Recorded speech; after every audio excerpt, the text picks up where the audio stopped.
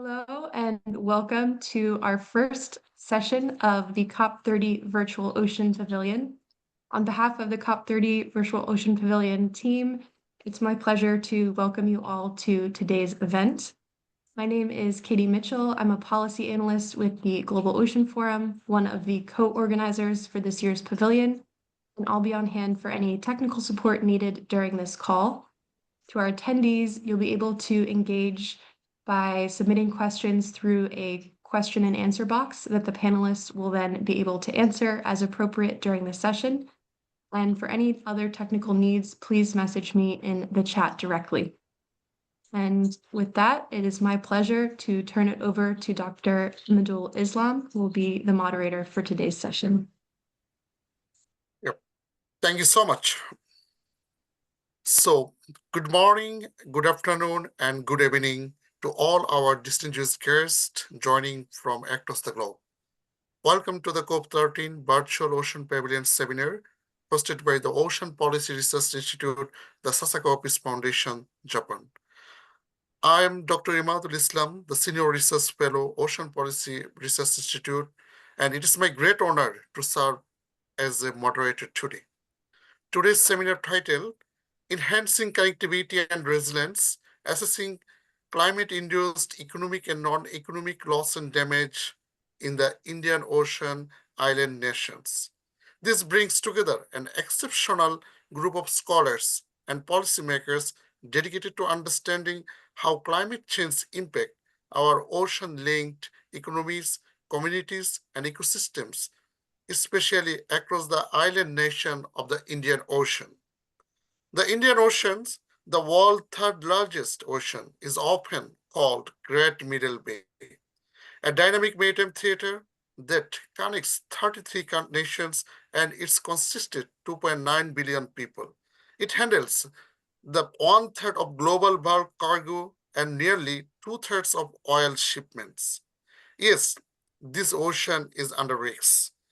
The 6 island nations of the Indian Oceans, including Comoros, Madagascar, Maldives, Mauritius, Seychelles, and Sri Lanka, along with coastal and island territories like the Andaman and Nicobar Islands in India and Bangladesh Bay of Bengal coast, are among the most climate vulnerable regions on the earth.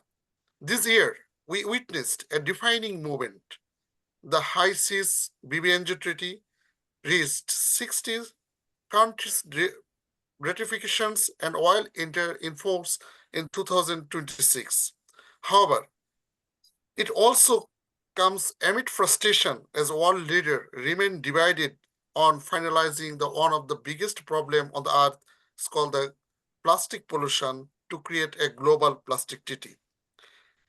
The recent report that produced by the Planetary Health Check, released by the Potsdam Institute of Climate Impact Research, warns that the planetary boundaries for ocean acidification has been breached for the first time, and signaling that our ocean is becoming more acidic, threatening marine life, and confirming that 7 of 9 planetary boundaries have now been crossed. No part of the ocean remains untouched of triple planetary crisis: climate change, biodiversity loss, and pollutions.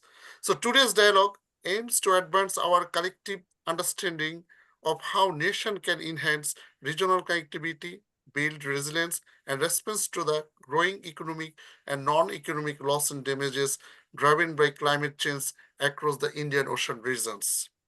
To begin these important discussions, it is my privilege to invite Professor Mitsudaku Makino, President of the Ocean Policy Research Institute, the Sasakawa Peace Foundation, to deliver his welcome remarks.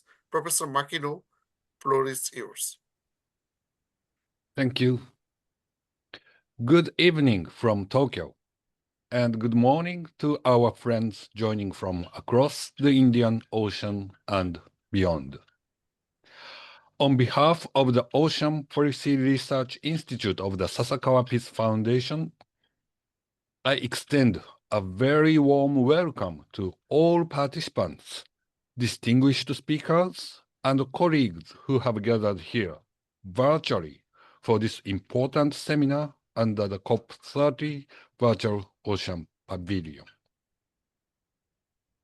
It is my great privilege to open this session on enhancing connectivity and resilience, assessing the climate-induced economic and non-economic loss and damage in the Indian Ocean island nations.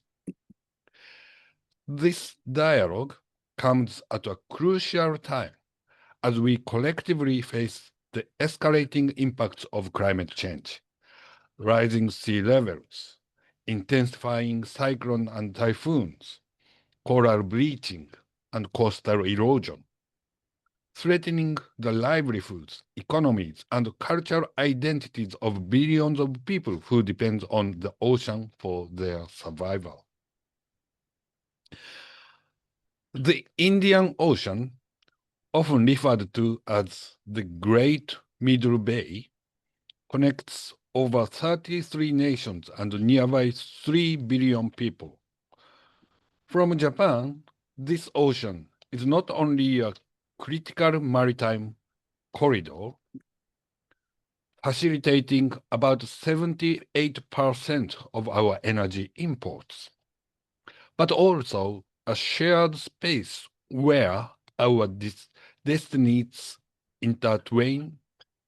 Our commitment to maintaining a free and open Indo-Pacific is deeply rooted in the belief that maritime security, sustainable development, and ocean stewardship must advance hand in hand.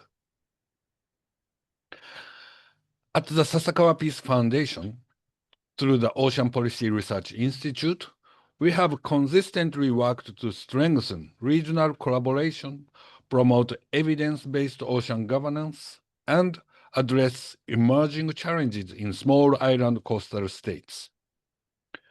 Today's event, bringing together leading scholars and policymakers from India, Sri Lanka, Bangladesh, Maldives, and across the Indo-Pacific, reflects our shared commitment to transforming research into actionable strategies. Ladies and gentlemen, the theme of this session, addressing both economic and non-economic loss and damage, reminds us that the consequences of climate change go beyond what can be qualified and quantified in monetary terms. They affect culture, identity, and social cohesion. Recognizing and addressing these dimensions are essential steps towards building truly resilient island societies. I would like to express my deep appreciation to Dr. Emadul Islam, our moderator and my respected friend, and to all presenters and panelists who have joined us today. Your insights will undoubtedly enrich our understanding and strengthen pathway for collective action. Let this seminar serve not only as a platform for dialogue, but also as a catalyst for sustainable collaboration among governments, researchers, and development partners across the Indian Ocean. Together, we can turn vulnerability into strength and vision into resilience. Thank you very much, and I wish you all a productive and inspiring session. Thank you. Thank you so much, Professor Makino, President of Ocean Policy Research Institute, for your insightful and inspiring remarks, reminding us of the need of regional collaboration and resilience based on the ocean governance and science. Without further delay, today we have the 4 presenters from the 4 different countries. So each presenter will have approximately 15 minutes to share their research and their thoughts, followed by our panel discussion later in the sessions. So may I request Professor Dr. B.N. Atri, professor at Kurukshetra University. He is widely recognized as the architect of the blue economy in the Indian Ocean regions for his presentations. Professor Atri, please. Hello, am I audible? Yes, you are audible. Okay, thank you. Let me begin by thanking the OPRI for this timely initiative and very innovative and timely event on the eve of COP30, which is taking place in Belém, Brazil, from 16th of November till 21st November 2025. If I start with the history of OPRI, OPRI has been doing wonderful work in ocean policy initiatives. And especially, I must mention the initiative taken by OPRI in materializing and operationalizing the 7 outcomes of UN Decade of Ocean Science, which are a clean ocean, a healthy and resilient ocean, a productive ocean, predictive ocean, a safe ocean, and an accessible ocean, and the last but not least, engaging and inspiring ocean. So that is on which 7 outcomes the OPRI has been working. And I won't go into the history of OPRI, which is very excellent. My presentation will be in 3 parts. In the first part, basically, I will be talking about the COP30 recently published report of UNEP, which says or shows basically the gaps in the climate adaptation. And I shared the PPT with Dr. Islam. And I would like that if some of the pictures can be shown, and then I will be reverting back to the implication of those initiative and what is happening in the Indian Ocean region, as well as in the Indo-Pacific. I will be sharing with you some of the data which I have been working since 2022, which will reflect that there is a very urgent need to focus on climate resilience world. So please, if you can show some of the slides, and then I will be moving forward. Yes, Dr. Atri, your slide is already visible. Yeah. So basically, in this very quickly, I will focus that the main objective of this COP30, which is also known as Amazon COP, is on biodiversity, forest conservation, and the indigenous knowledge. These are the centers of the global climate action. The second thing, which is very important, that new climate qualified goal, NSQZ, has been scaled up to US dollar 1.3 trillion annually by 2035 for developing countries. The third thing, which is very important, that nationally determined contributions has to include 1.5 degrees Celsius goal in all the countries by 2035. Then the slide 2 deals with the importance of climate resilience and the challenges such as increasing extreme weather, resources, scarcity of resources, vulnerable infrastructure, and gaps in governance. So these are some of the very challenging issues. Slide 3 basically talks about the structure of my presentation, which I already mentioned.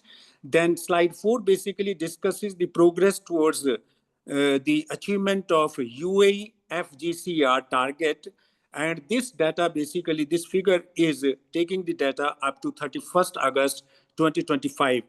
And only 25 countries are there in the world which have not included the climate change in their national determined contributions. Then slide 5 basically talks about the financial needs of the climate adaptation. And if we take the first estimate that runs into $365 billion, and the modified cost estimates is running up to $310 billion per year, and the financial flows which are taking place and the data available is up to 2023. Earlier, before 23, in 22, 21, the financial inflows were from the 12 country up to the US dollar 28 billion. But now, as on 2023, it is 26 billion US dollar. That means it has decreased. And in 25, the data is not available. Then basically the slide 6, 7, and 8, they talk about the structure of adaptation gap. And that basically is on the basis of the report which has been published on 19th October 2025. Then basically the presentation also shows the status of national plans, instruments, and in different categories of countries. Here, the performance of 12 countries is very good. The instrument within the limits of 10 years in 12 countries, 88%. In developing countries, it's 64%, LDC 73%, SIDS 53%, and other developing countries 62%. And beyond 10 years instruments, 10% in developed countries, 21% in developing countries, 14% in LDCs, 36% in SIDS, and 16% in other countries. And no national plan integration, only 2% in developed countries, 15% in developing countries, 17% in LDCs, and 5% in SIDS, and 22% is in other countries. So that basically one observation which I got by reading this report, the performance of the SIDS is better in integrating the climate resilience into their national plans, but they don't have sufficient money. And here I must appreciate the efforts done by the OPRI in funding the SIDS. I was there in March in Japan, attended one of the very important conference on SIDS organized by OPRI, and that initiative is worth taking because it is dealing with what is important in integration of ocean economy with climate change. This nexus between the ocean economy and climate change is very important.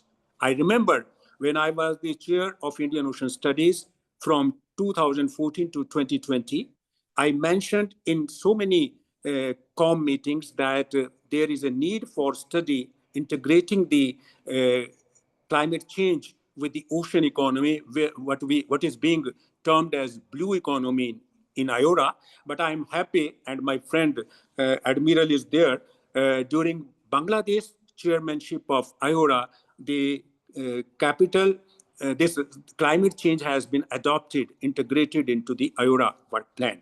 But the important thing which is there, that is related with the managing the financial accounts. So then coming back to the presentation, I already mentioned that there is a glaring gap of $284 billion to $339 billion if we take the minimum estimate and the maximum estimates.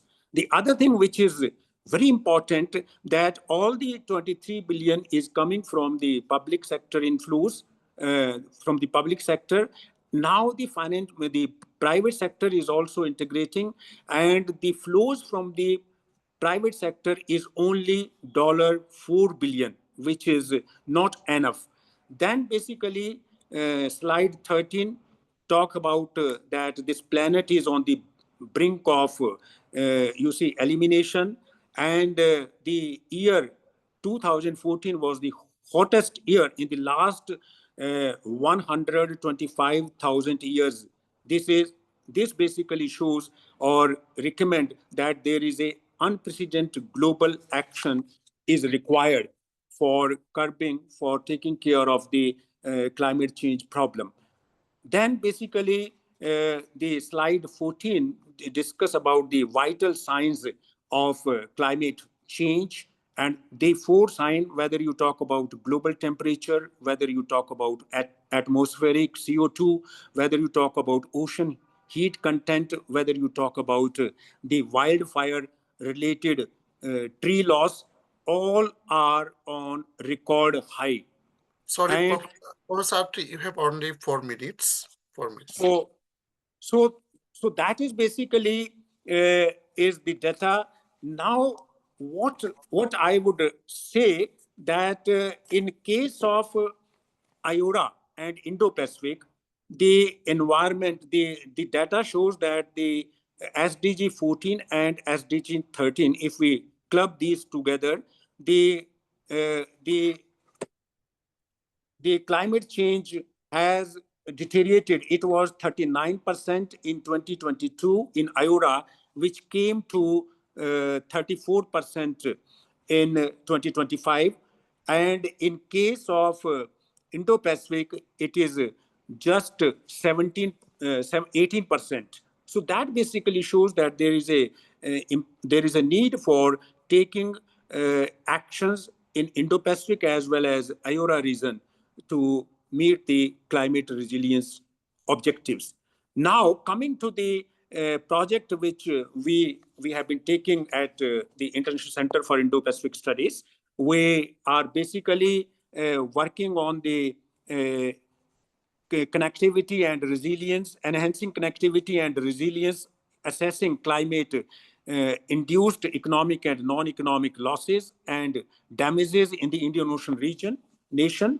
And there basically we have developed a questionnaire including all the stakeholders, which we are going to fill up by going into the Andaman Nicobar. And the reference is to be made the Great Nicobar project initiated by Government of India, which basically focuses or says that 92,000 crores of rupees will be spent. But I would recommend that natural-based solutions should be there, and the coral reef, mangroves, they should not be disturbed. So there is a need for creating a balance between the nature and the man. And for that, what I recommend that there is a need for systematic analysis of ocean policy integrated with climate change. If we undertake this, then basically we'll be finding out a very holistic approach. But the challenges are very high, and much of the thing is that we should focus on innovative solutions. I can suggest or basically point out some of the recommendations which basically can be there for the IORA and Indo-Pacific, and hurriedly 1 minute I will take. The one is the nature-based solutions, focusing on restoration of ecosystems, mangroves and coral reefs. The second is robust infrastructure and early warning system. Then the other thing is climate resilient infrastructure, which includes an enhanced climate information service. Then the focus should be on financial and technological cooperation, scaling up climate finance and technology transfer. The fourth is policy integration and regional governance. So the regional cooperation can play a very big role, and in that way, IORA and ASEAN can come together. They have a MOU between them. So under this heading, cross-sectoral policy coherence, as well as strengthening the regional platforms, as I mentioned, such as IORA, ASEAN, IPOI, they are required. And involvement of local communities is also required. Thank you so much. The last point is that the indigenous knowledge should also be integrated with the scientific knowledge. Thank you very much. And if there are any questions, I'm there to answer. Thank you so much. Yes, but thank you so much, Professor Bianotri, that you rightfully crystallize the issue or need to address in the conference of the parties, and also the very important projects that we are undertaking under the Ocean Policy Research Institute under the Indian Ocean in Andaman and Nicobar Island. So we'll come out again if there is any question arise. So may I request Professor Dr. Aslia K. Kulathanga, Tonga. So he's a lecturer in University of Exeter in United Kingdom. He will present on climate change impact on coastal communities, blue economy of Sri Lanka. So, Professor Kulathonga, floor is yours. Yeah. Hello. Hope you can hear me clearly. Yes, go ahead. Yeah. Thank you very much, Dr. Imadul, for giving me this opportunity to speak about our own country and especially to share some of the insights of what is happening there. So first of all, I would like to thank the organizers as well as the OPRI for organizing this event, basically to share and enrich each other's experiences on this topic. So I'm going to talk about the climate change impact of coastal communities and blue economy of Sri Lanka today.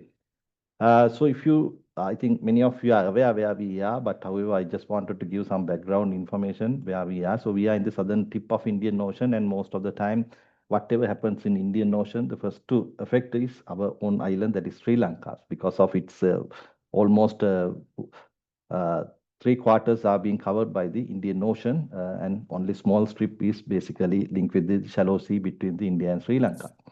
So this country basically greatly depend on the Indian Ocean activities, especially to get the adequate rain throughout the year and to even to get whatever the natural resources requirement for the agricultural sector as well as for the human living beings.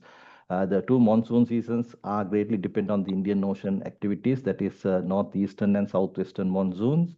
And also when it comes to the economy of the country, we are in the east to west maritime logistic route and also part of the Silk Route also in very ancient time onwards. So therefore, whatever happens in Indian Ocean, it affects entire island and entire population, not only the coastal communities. So when it comes to the coastal communities of the island, approximately 33 to 50% lives in coastal districts, and mostly in southwestern coastal districts alone consist of 40% of the total population. And coastal zone is basically critical for economical activities, especially it contributes greatly for the GDP as well. If I take some of the sectors, although fisheries are not contributing to the significant portion in the economic activities, but it is one of the main things for livelihood of that community, part of that community, and tourism play a bigger role. And most of the tourism related infrastructure greatly depend on the coastal regions, and it contributes to about 5% of the GDP as well presently, and it's keep on increasing.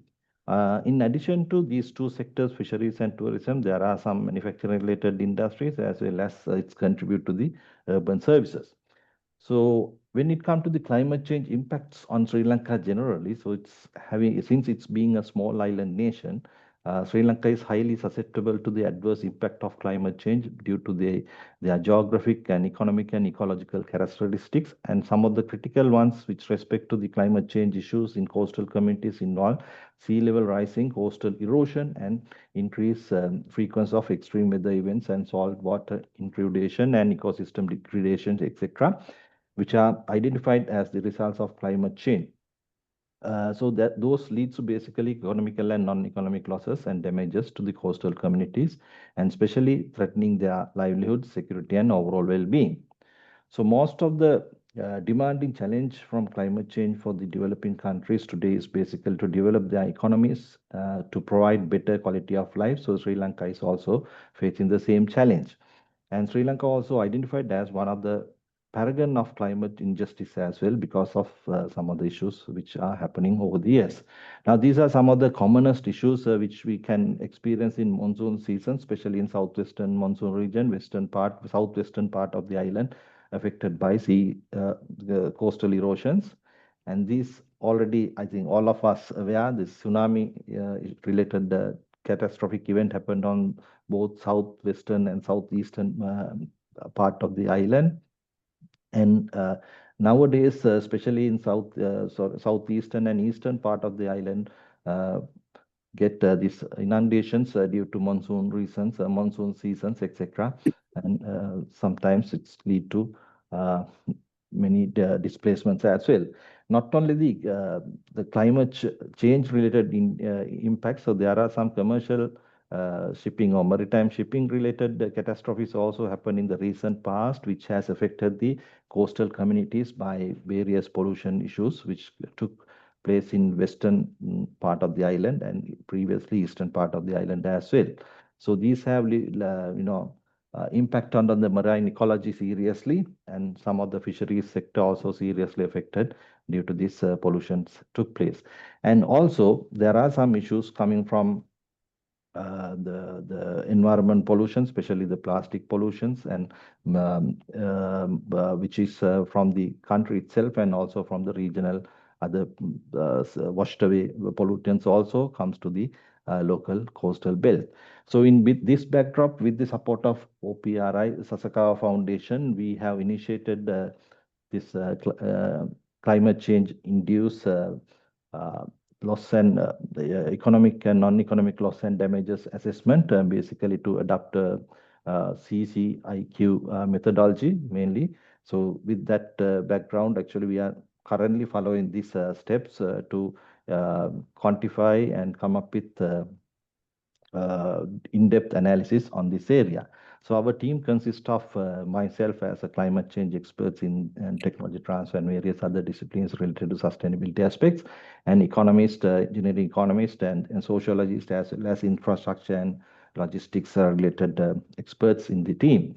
So basically, we have selected one of the least developed areas of eastern coast of Sri Lanka, which is called Kayankani, which is north of Batticaloa district, Batticaloa city, and surrounding administrative divisions, which consist of very poor as well as some of the intermediate lifestyle population, and which has the main reason behind selecting this was because this has a lot of diversity in terms of cultural and economic activities. So therefore, we have gone into this place. These are some of the site-specific information, which has, again, mangroves and coral reefs, as well as shallow sea, which is very much important for marine ecosystem, as well as for the tourism sector, which is getting boomed at the moment. And also, when it comes to the practices, there are some traditional practices of fishing, as well as non-traditional practices. And also, what we have found out is even the illegal practices also being happening. So these are affecting some of the fishing communities' livelihoods as well. So there are some indigenous communities also within this site, so that we will be able to penetrate into their experiences also in this respect, and archaeologically also significant. So at the moment, we have been doing this initial part of this assessment, that is social mapping. So I would like to show some of the results we have gathered so far. These are the interviews we were carried out in this coastal belt, mainly to cover the some of the information collection aspects. So some of the impacts they have already experiencing are basically this area is mainly the floods, and also they are affected with drought during the dry season, and sometimes even the winds also creating a lot of impacts. And household basically lost some of the incomes, mainly the household income earning sources basically involved daily wage activities, fishing, followed by small scale agriculture and self-employments, etc. So out of them, 36% of the household lost their primary source of income due to some of these issues. And daily wage laborers and fisheries also affected some of their livelihood due to some of the impacts happening. And one of the critical asset loss they are facing as a coastal community include water scarcity, then sometimes food shortage, and then crop failures due to drought, because there are no irrigated systems in this area for the agriculture, and it is happening in the small lands, small plot of lands, and that is affecting due to the drought season. So water scarcity and food shortage are some of the criticals, as well as some failures, crop damages, etc. And when it comes to the social community related losses, mainly the school losses of the children due to the floods and inundations, and some of the other complications happening due to some livelihood complications where they couldn't send the children to school, and then some of the healthcare issues, as well as some other factors also leads to these aspects. And then most of the time, when due to these losses, what they have uh, experience some of these cultural aspects also, worship places, community spaces, and then scarcities and some of the other traditional festivals, etc., being affected. And when it comes to the coping of resilience, basically at the moment, majority out of the total sample we considered, about almost half said there are no proper resilience and coping mechanisms. So that is one of the critical things we need to further further explore, because this is somewhat significant out of what we have gathered. So Professor, you have 4 minutes. You have 4 yeah, minutes. so basically, thank you. So when we carry out this study, basically we had to go from the top level ministry level approval to the administrative regional approvals, and then followed by ethical reviews, etc., done in one of the leading university in Sri Lanka, and then team afterwards carried out the field works, etc. So those are the things actually for the moment I would like to highlight. But if you have any particular questions, maybe I will be able to take it now. But still, this is ongoing thing. So therefore, we will be able to tell more details once we carry out entire assessment. However, as a country, when we look at, especially, we had very negative situations in the past. One from the COVID and followed by economic crisis. So therefore, some of the practices which have been initiated previously were basically disrupted due to these two incidents. Therefore, now economy is recovering slowly but steadily. So therefore, whatever we have to now cross-check why some of the things which were initially started to address these communities are not currently reactivated. So that will be again part of our study. So that's all I wanted to share. Thank you. Yes, but thank you so much, Professor Dr. Astia, for your very intensive sharing. Even Sri Lanka is a very important country in the Indian Ocean regions, and it rightfully crystallize our initiative, Ocean Policy Research Institute, and collaboration with you and your research team for this very intensive work. So without further delay, now I move to Rear Admiral Mr. MD Khurshid Alam, retired. He is the director of the Center for Bay of Bengal Studies, Indian Independent University of Bangladesh. And his presentation is titled Integrating Economic Loss and Damage into National Policy with the objective of establishing fair and comprehensive national mechanism in Bangladesh. Sir, you have 15 minutes to deliver your speech. Thank you, sir. Thank you very much. First of all, Professor Makino, President, Ocean Policy Research Institute, Sasakawa Peace Foundation, Dr. Imadul Islam, Senior Research Fellow, my fellow panelists, good morning, good afternoon.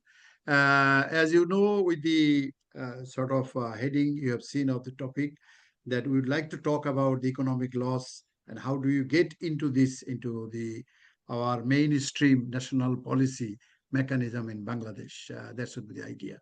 As you know, Bangladesh is a very small country, only 147,000 square kilometers, but it is in the lower Ganges and Brahmaputra basin. On the Indians, most of the three sides are India. One side is Burma, and of course, south is in the Ganges. That's what we have. The southern coast of Bangladesh is actually subject to sudden onset of events, including sea level rise, significant displacement, as well as riverbank erosion. And also 20 to 30% of the country is normally remains inundated during a typical flood patterns in the country. As you can see, though we are a coastal country, but we have a lot of islands, about 75 of them. And some of the islands houses more number of people than probably any other island countries in comparison, So if you look at this country, you can see only the southeastern part is more or less, the coast is okay, but this is a deltaic region and this is a mangrove area. So that's how Bangladesh's coastal would look like. Well, in the coastal zone, there are less forest, only the mangrove forest you can see in the southwestern part of Bangladesh. And also in the Chittagong area, eastern side, we have some forest. So the forest coverage is very less, as you can see, 0.67 million square kilometer. And you can see in the river basin, as well as in the coastal area, the erosion is taking place. There is a lot of erosion and as well as accretion is going on. Although, in summary, you can say that erosion is more than the accretion in the coastal belt as well. Even in the mangrove forest, you can see the area is eroded because the no more siltation is coming down to Bangladesh from the Ganges because of the Farakka barrage. So it is also going down, all the siltation area. And the impact of sea level rise on salinity, yes, as you can see, the red line was there previously, now it is increasing, and maybe by 2050 it will increase more. That means the more inside the salinity will come intrude because of the less flow and also the climate change. Some of the islands are also disappearing, you can see, not only on the Bangladesh side, also close to our border, even on the Indian side. Some of the rivers inside, if you look at them, you can see even they are eroding at a very faster rate every year. A lot of people are losing their livelihood and everything else. Cyclone, of course, you all know that a number of cyclones do visit our Bangladesh every year. Of course, some of them, they are also visiting India as well. But most of it comes to Bangladesh. And you can see the major tracks from 1960 to 2020, all of them have come to Bangladesh. And as you can also see, because of the impact of climate change, cyclonic storm surge, which was limited to the coastal areas, they are now actually coming inside Bangladesh. You can see the red line. So that's another threat. By 2050, the 60% areas of Bangladesh will be probably affected because of the cyclonic storm surge. So the climate change actually, in a way, it violates the human rights situation as well. As you can see here, global warming, climate change, frequent intense disasters having loss of lives and livelihood, damage of the properties, and then forced migration and loss of basic amenities, and that's actually included in the human rights violation. Bangladesh is a country with extensive experience on climate-related disasters. Everybody knows we are among the role model of in case of disaster reduction preparedness. However, the Bangladesh efforts do not always meet the scope of the climate impacts on the ground. We have viewed the relevant documents and semi-structured interviews, and we have found out that in addressing loss and damage, the concept is yet to be integrated in our national policy. So through this seminar, I would say that Bangladesh government would probably take much more better action, because there is a link between economic and non-economic loss and damage. As you can see, there are sudden onset events where you have loss of lives, livelihood, and damage of properties, then forcibly displaced. But also there are slow onset events like salinity intrusion, drought, sea level rise. These are also having the declining of agricultural productivity, freshwater scarcity, loss of livelihoods, loss of health, and in fact, as termed as a non-economic loss and damage. The loss and damage can further be divided, it can be measured in monetary values, and also it can be measured in the loss of culture, lives, identity, habitats as well. Well, loss of lives, of course, we are having, there's millions of people are so far in the last 30 years we have lost. Yeah, and Bangladesh is an LDC, but we rank among one of the top countries affected by the climate change. But we have most of the things, the slow onset events, that is salinity, rising sea level, changing precipitation patterns, and further impact in life in Bangladesh. But we have at our own, actually, we have some programs, that is cyclone protection programs, Bangladesh Climate Change Strategy and Action Plan, Climate Change Gender Action Plan, and Climate Prosperity Plan. These are already there, and the government is spending billions of taka for these activities. But however, the rebuilding the infrastructure for cyclone affected areas and other sea level condition, we need money. We need additional funding, because we had to also look after the well-being of the Bangladesh's people for the development activities. So how Bangladesh exposure actually to the slow and also the rapid hazards, what we are seeing right now. Of course, we try to fulfill the Sendai framework for disaster risk reduction that is there, but it's not always possible. Impacts from climate change do affect our household. Inequality, marginalization also take place, and it affects the scale of vulnerability of people in Bangladesh. Well, civil society organizations are also there. There are NGOs who are working, but all these groups, they are also working on the scale of adaptation projects.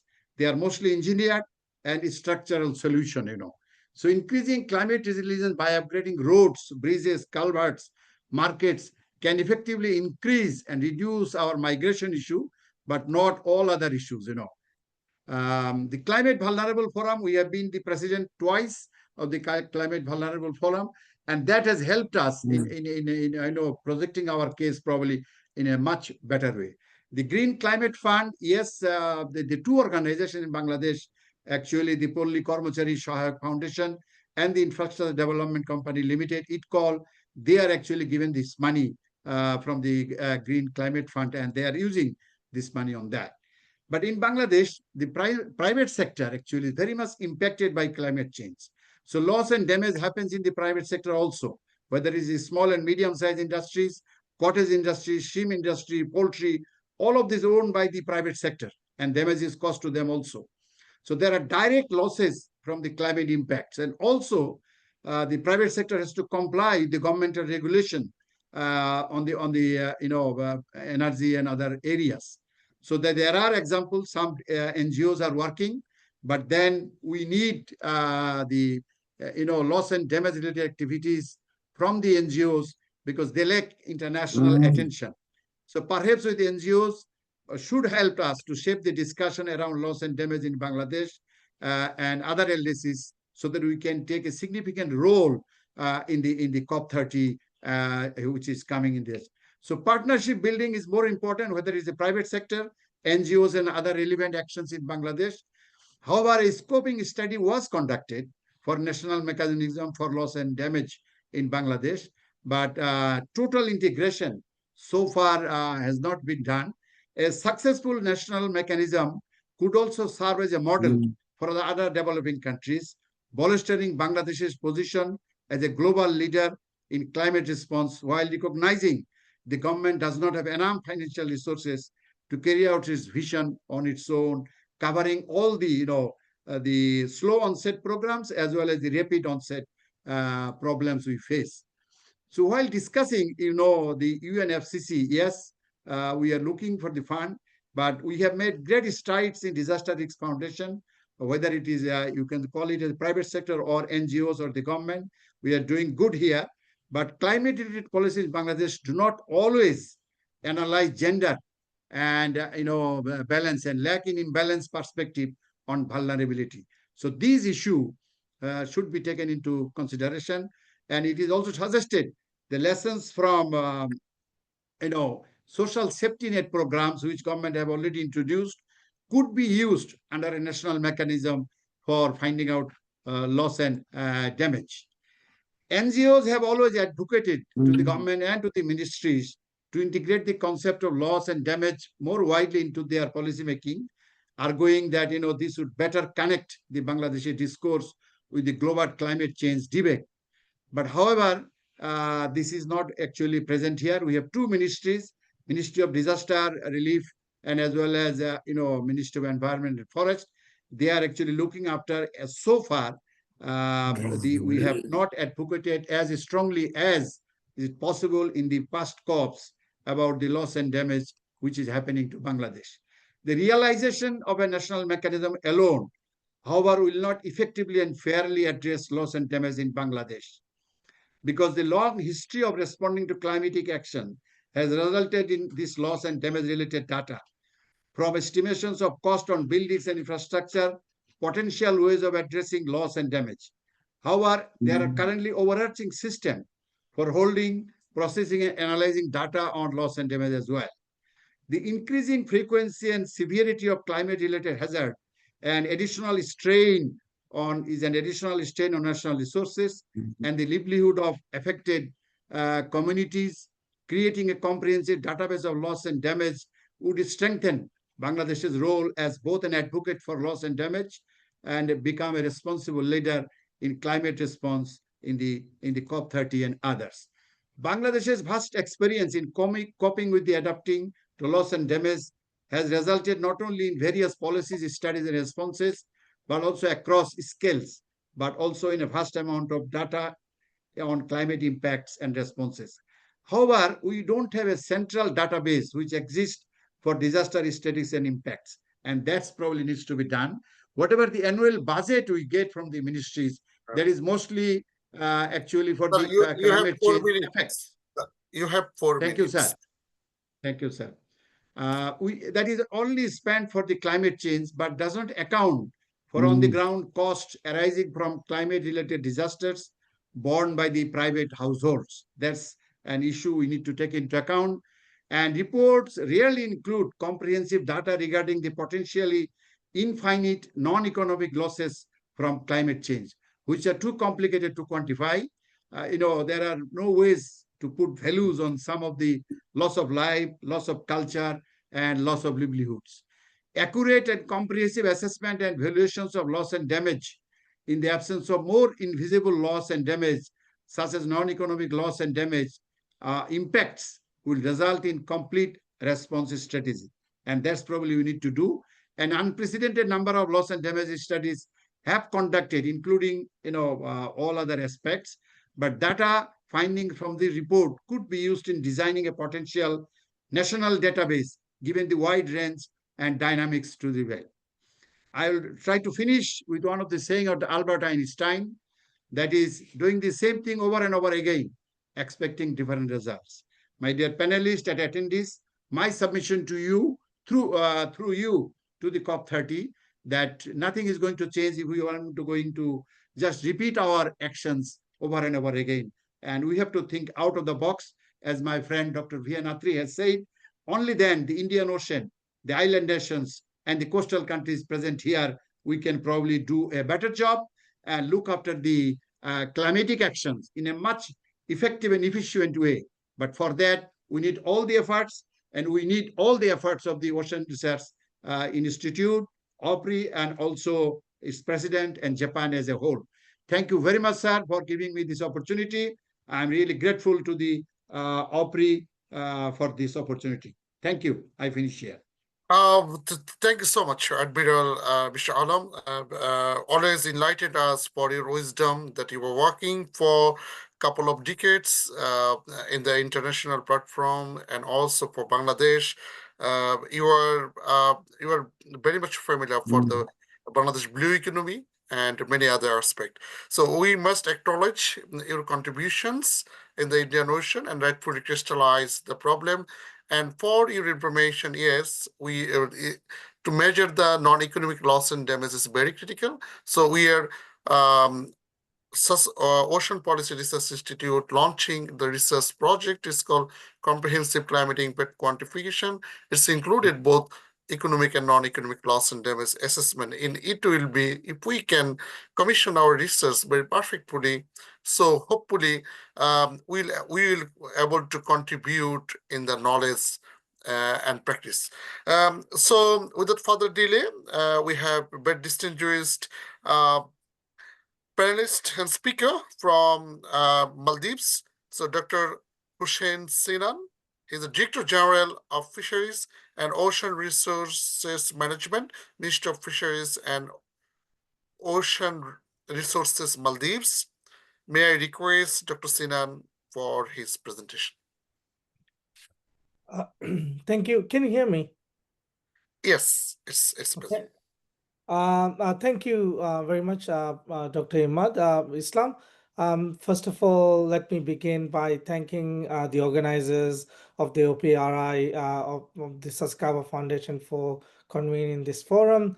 These conversations are more than academic. They are about the future of our industries, our communities, and in case of my country, and our very survival. We've heard from our colleagues from Bangladesh, India, Sri Lanka, about the difficulties, about the impacts on climate change, and as Professor Makina-san reminded us, climate change is not a distant threat. It is here, reshaping our oceans. So today, my presentation would focus on specific industry of the Maldives rather than the impacts on the entire country, the Maldives, which is outside the expertise of mine. So I'll just focus on the fisheries side as Dr. Islam mentioned.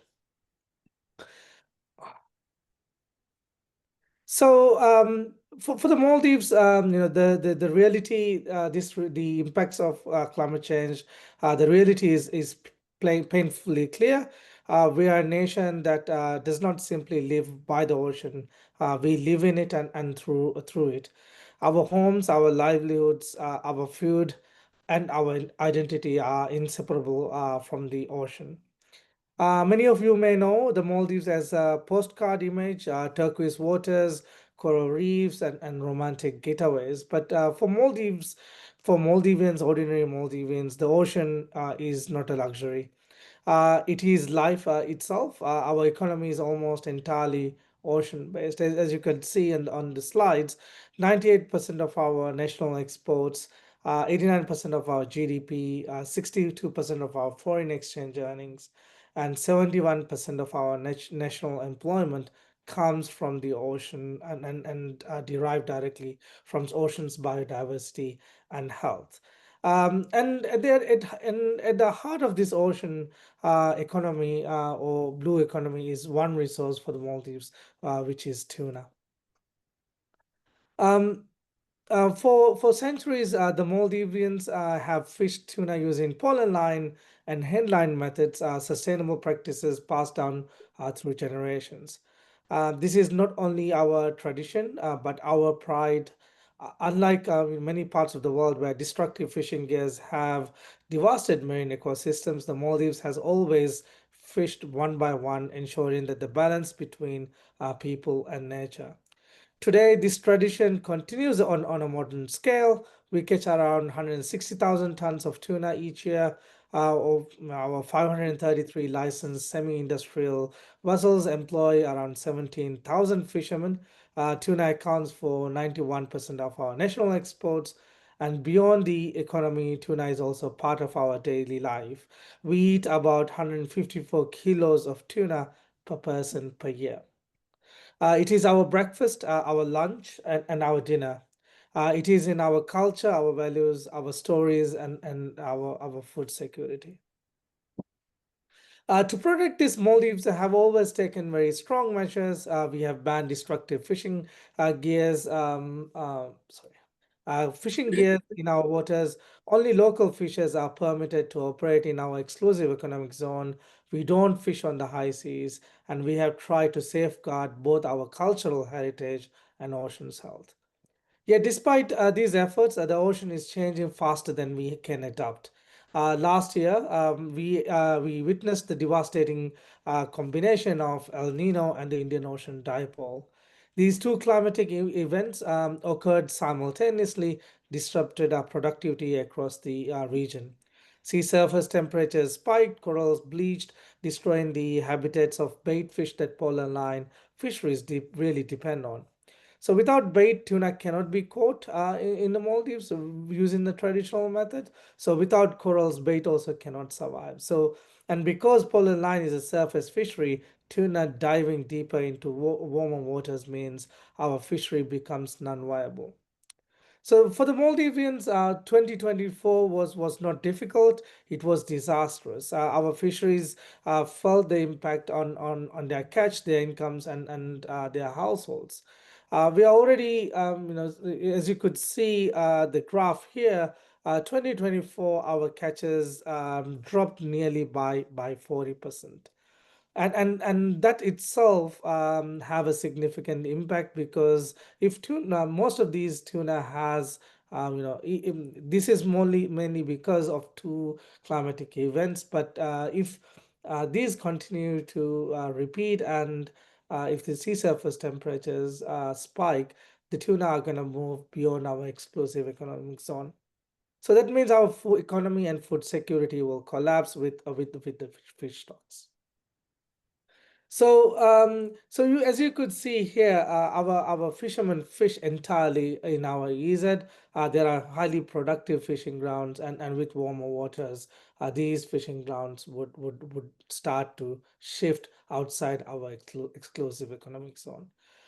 And the science is also very clear. For example, a recent study by the University of British Columbia, supported by the World Bank, shows that under the most pessimistic climate scenario, the Maldives could lose up to 75% of its catch potential by the end of this century. So let me pause here. 75% of our catch potential, that is within the lifetime of today's youth. That is not an abstract future. It is one generation away. And this is not just about economics, it is about culture, identity, and dignity.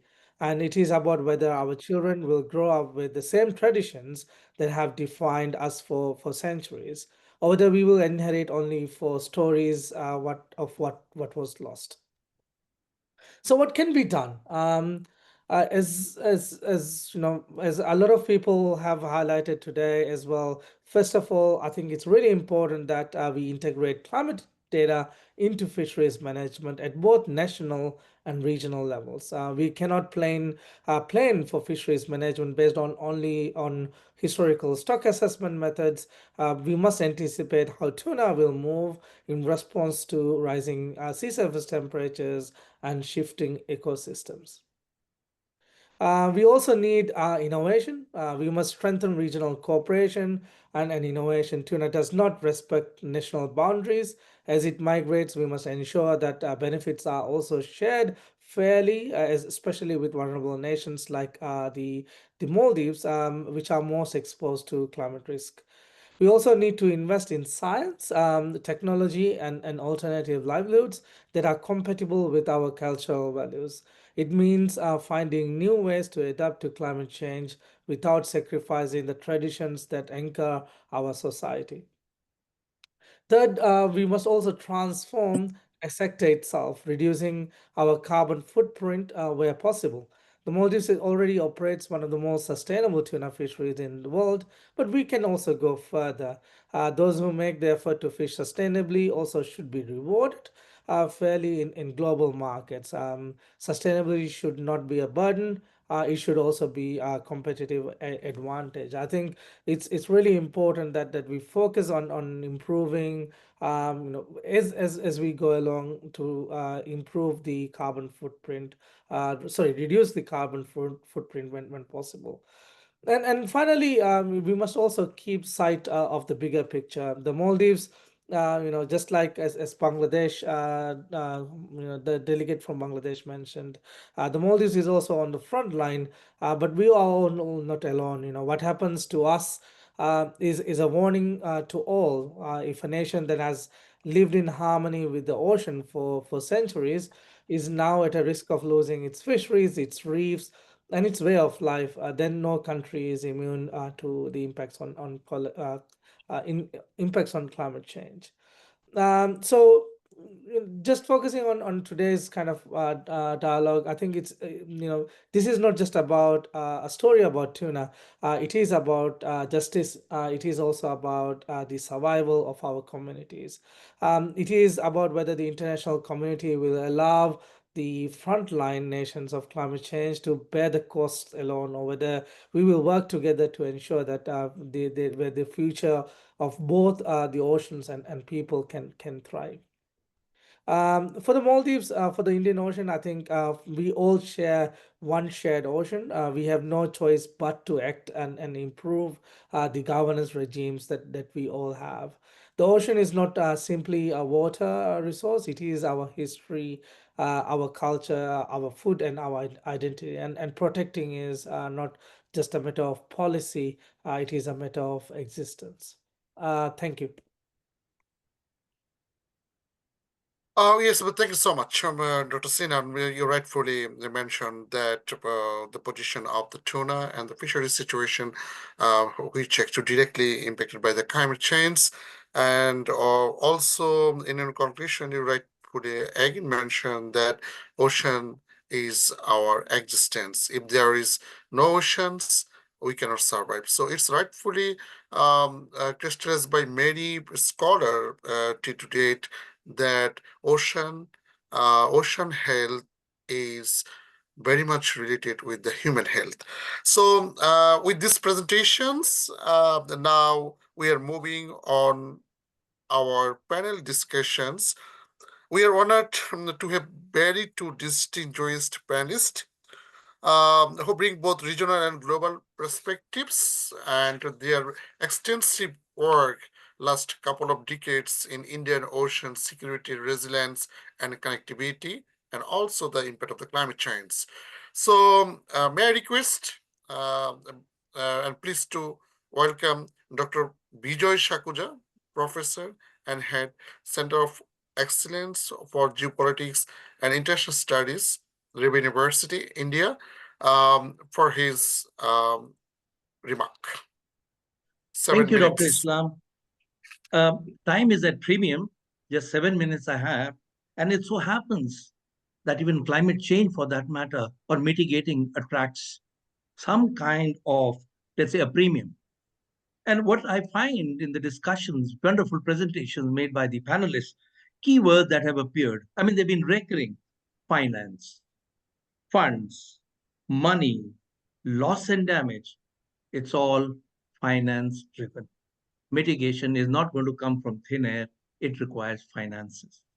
And everybody is asking for that because small island states particularly are not in a position to allocate a substantial portion of their budgets or for that matter for mitigation. And that is where they must get out into the open domain. They must come and ask for grants, loans, etc., etc. Now, this session was essentially meant to look at practical pathways, the keywords. And of course, I must also acknowledge Professor Makino, President OPRI, said, give me actionable strategies. I think the panelists have done a great job, but my job is to look at how I can bring in a certain amount of financing, which can be looked at by the affected countries, particularly the SIDS. There are several ways of approaching the economic requirements of, say, mitigating climate change. You have economic diversification, you look for new sectors, you look at targeted investment, you go to climate resilience sectors that you create. You could even create something called climate risk insurance. Many would come forward. Then there is the sustainable finance. And I believe in all this, so-called the bags or the baskets in which these have been put, I find a very, very interesting instrument called blue bonds. Now, what are these blue bonds that I'm talking about? Essentially, we are talking about a public-private partnership. Everybody gets in. There are multiple stakeholders who must be engaged into this. And this is one of the finest ways, and some examples I'll share with you, and we are able to mitigate to some extent. A blue bond essentially is a fixed income instrument that is aligned with the green bond. We are so familiar with the green bond, but then this is also connected with the ocean bonds. And the proceeds are exclusively dedicated to financing or refinancing activities that contribute to ocean protection or improving water management, for that matter, ocean spaces. Blue bonds, I believe, are practical and tangible source of funding with no prohibitive costs to the Treasury. Now, the Treasury is always reluctant. They have no money. I've got this one to do. I've got that one to do. Where do I get the money? So Blue Bonds offers us. And we have very, very good examples. Seychelles offers us a very interesting story.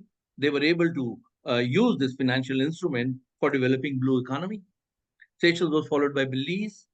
The Fiji government announced sovereign blue bonds in August 22, and they could raise up to US dollars 150 million. Indonesian government announced blue bonds under the blue principle to promote importance of blue economy, blue carbon, ocean waste management, and blended finance.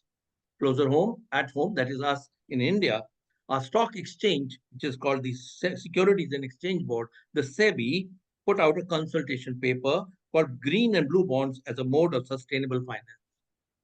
Ladies and gentlemen, this is one of the many pathways that states can look up to, or rather socialize or internalize, of raising some funds. And these can be issued by the government, at least in the context of India. Financial institutions, the SEBI itself, the stock exchange can put it out. And let me put it, these are exclusively meant for blue-green projects to restore ocean health, protect the environment, and support the livelihoods of communities. That is what we are talking about, mitigating, and the affected people. The consultation paper has been very well received.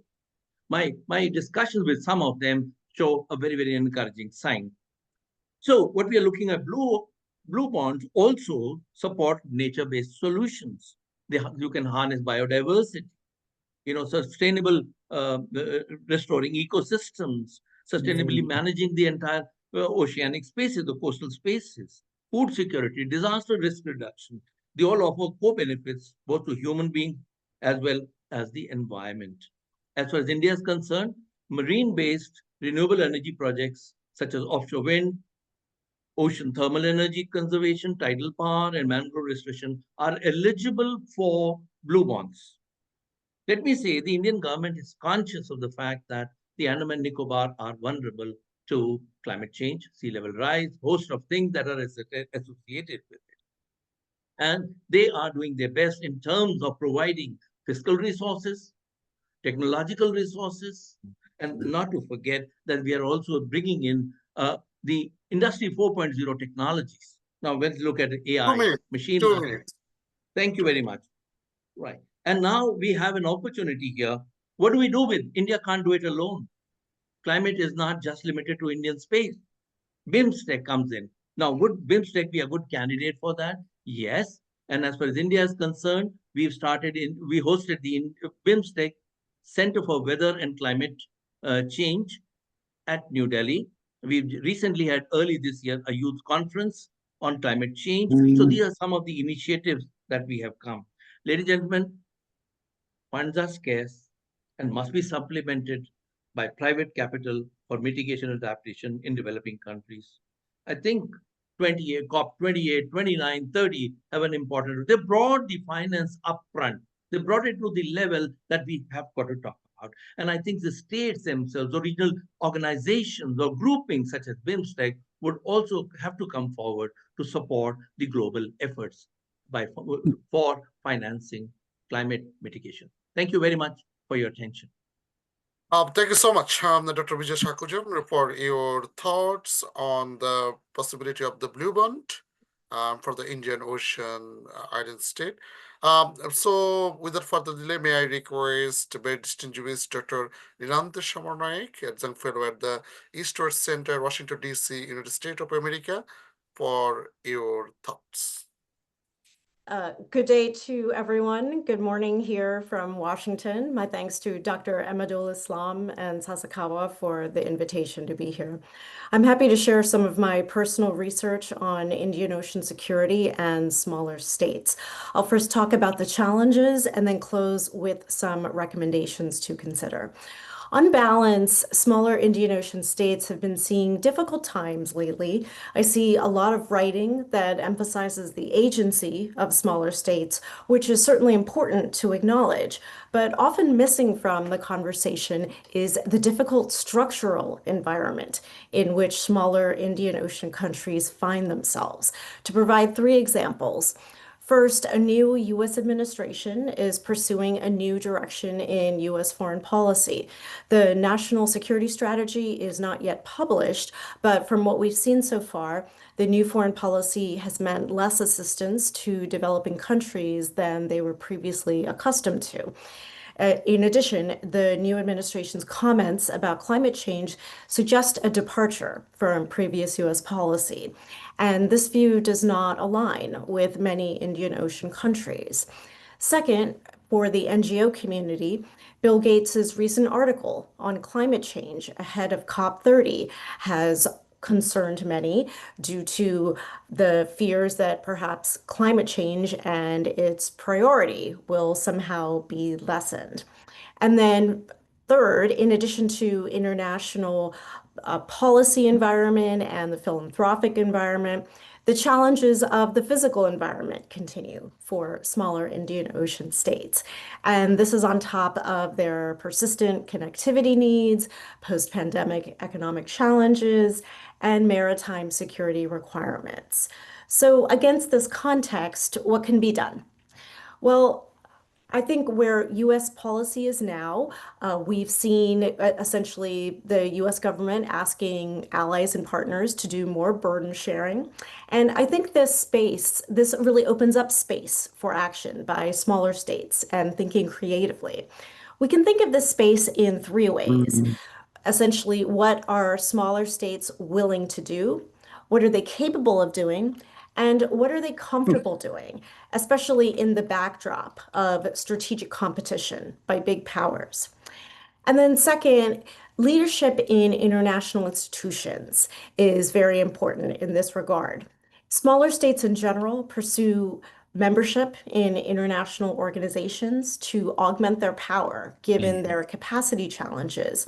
And we've seen a trend that's relevant to this discussion today about maritime smaller South Asian countries and how they've assumed leadership positions in a few organizations.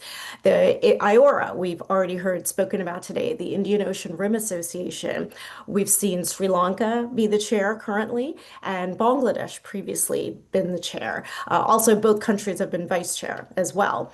So third, finally, what are some ideas that we can consider going forward? So with regard to IORA, Maldives joined about 5 or so years ago, and Maldives can pursue a leadership position in IORA, first as vice chair and then eventually chair. And we've, of course, seen Maldives and its diplomats engage in leadership and formal leadership positions at the UN and the General Assembly. And one of IORA's priority areas is on maritime safety and security. Also, India will become chair of both IORA and IONS, the Indian Ocean Naval Symposium, that meeting of navies. And there's been talk for years of when India would be chair of both organizations, how the organizations could potentially join hands.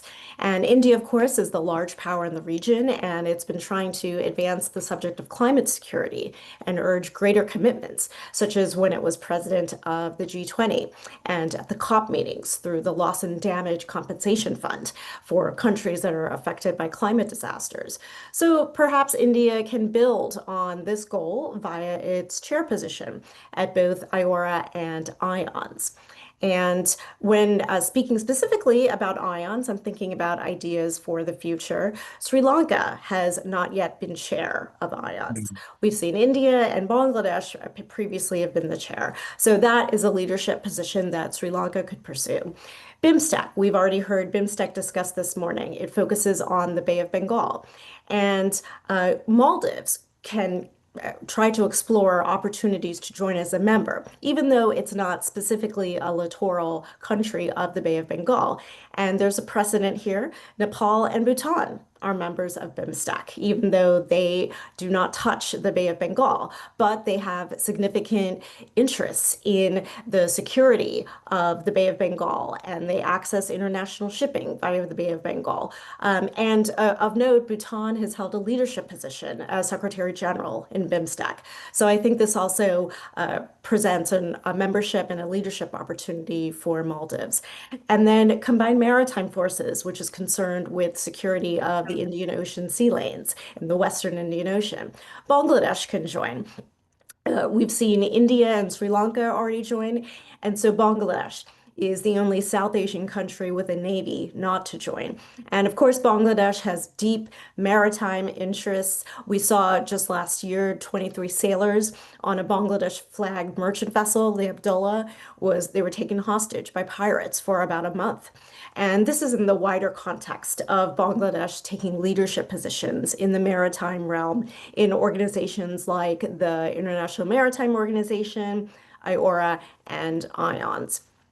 So to wrap up, overall, I think there are some clear challenges facing smaller Indian Ocean countries, but I think we can frame some of this as an opportunity, and it can help us think creatively about new sources of support and new ways to address capacity needs.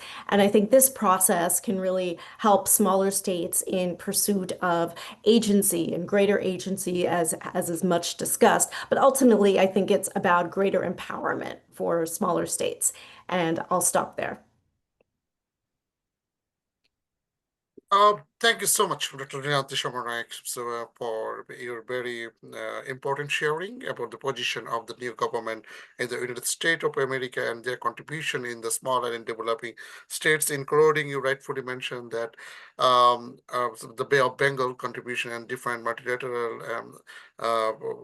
multilateral platforms, regional platforms like BIMSTEC, IORA, and others. So we must thank you for your very thought-provoking sharing.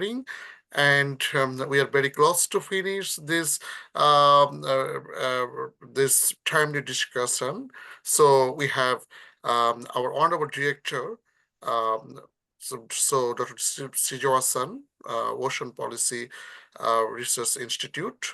So may I request Mr. Hideaki Shiojawa-san for his closing remarks. Hi, good evening, everyone. Can you hear me? Yes. Yes. I'm Hideki Shozawa from the Sasakawa Peace Foundation. First of all, I would like to express my sincere gratitude to all the presenters, panelists, and participants for taking the time to join us today. At the Division of Island Nations of OPRI, one of our missions is to help bridge the gap between policy and action. Instead of being confined to the broad framework of SIDS, we are currently learning about the specific challenges faced by individual countries and communities. In that regard, today's seminar has been an invaluable learning opportunity. Allow me to share my two perspectives on Japan's position. The first is from a national security standpoint. Japan's national security framework considers three types of threats: direct threats, threats in neighboring countries, and threats in surrounding situations. Instability in the Indian Ocean region poses a serious concern as a surrounding situation, particularly in terms of securing the sea lanes that are vital to Japan's economy and daily life. The second perspective is Japan's role as a developed country. As such, Japan has a responsibility to contribute financial support for climate resilience efforts. I believe that the stability and health of oceans are maintained by ensuring the safety and security of island and coastal nations and their people. Based on these perspectives, Japan places great importance on the Indian Ocean region with a vision for realizing free and open Indo-Pacific. Japan has been providing funding through various schemes to help ensure the safety and stability of island nations and coastal communities.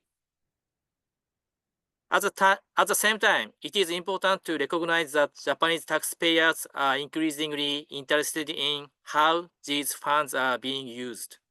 I sincerely hope that island and coastal nations will be able to mobilize resources more effectively and efficiently, utilize them in a meaningful way, engage the private sector, and ultimately build sustainable resilience on their own.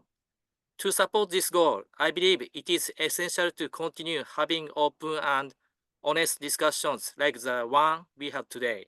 Thank you. Thank you so much, Mr. Hideyoshi Shujo-san, who is now leading the Division of Island Nation under the Ocean Policy Research Institute, and all of discussion today that we made our 4 countries, that he's we just initiating the project under his leadership, and this is our contribution to the all island nation in the world. So. Ladies and gentlemen, this concludes our COP30 Virtual Ocean Pavilion seminar. We believe that if we are continuing this discussion next, another 1 hour, we can talk. But on behalf of the Ocean Policy Research Institute of the Sasakawa Peace Foundation, I extend heartfelt thanks to all our speakers, panelists, and participants virtually from across the world for making this discussion truly meaningful. This COP30 is our platform. It's talk about the importance of the oceans. So as we call, ocean is our mother of life, and it's our oxygen. It's of the source of everything. So its health is important. Ocean health is important. But our again, we are talking about that our island nation, they're actually big ocean state.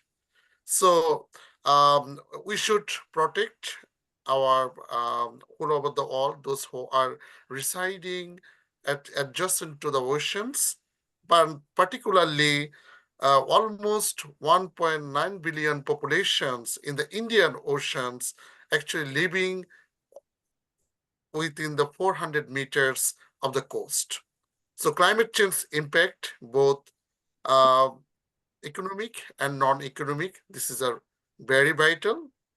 So let us continue working together to protect our nations, use different platforms, particularly the biggest platforms is COP, empower coastal communities, and strengthen resilience across the Indian Ocean regions.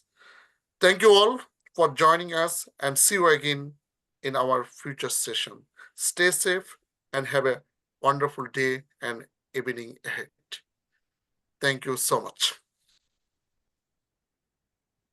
Thank you, Dr. Islam. And on behalf of the COP30 Virtual Ocean Pavilion team, I want to extend our gratitude to Dr. Islam for coordinating today's sessions and all our speakers on the call.